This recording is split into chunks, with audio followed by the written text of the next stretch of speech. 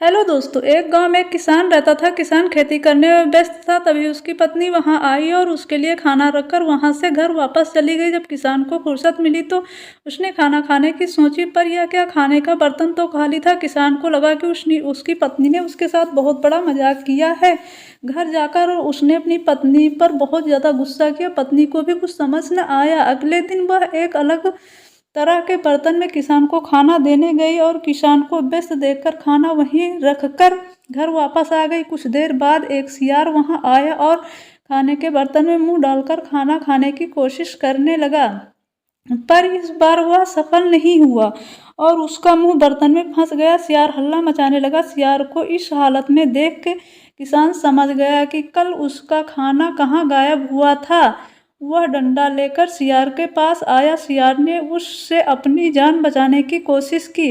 किसान को सियार पर दया आ गई और उसने सियार को बर्तन से मुक्त कर दिया। सियार ने किसान को धन्यवाद दिया और किसान की मदद का बहुत बड़ाई की और वहां से चला गया।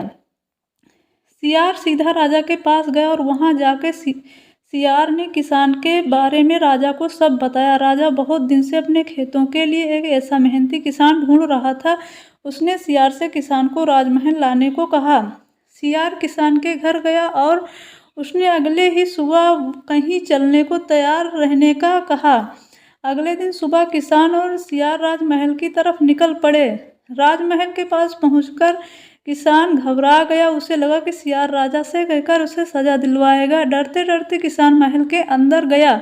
राजा किसान को देखते ही खुश हो गया, पर किसान के दर बहुत ज़्यादा कांप रहे थे। तब राजा को किसान को बताया। किसान को सजा देने के लिए नहीं, बल्कि उसे नौकरी देने के लिए बुलाया गया। अब किसान की जान में जान आई। राजा ने किसान को अपने पास नौकरी में रख लिया और उसकी सारी गरीबी दूर हो गई।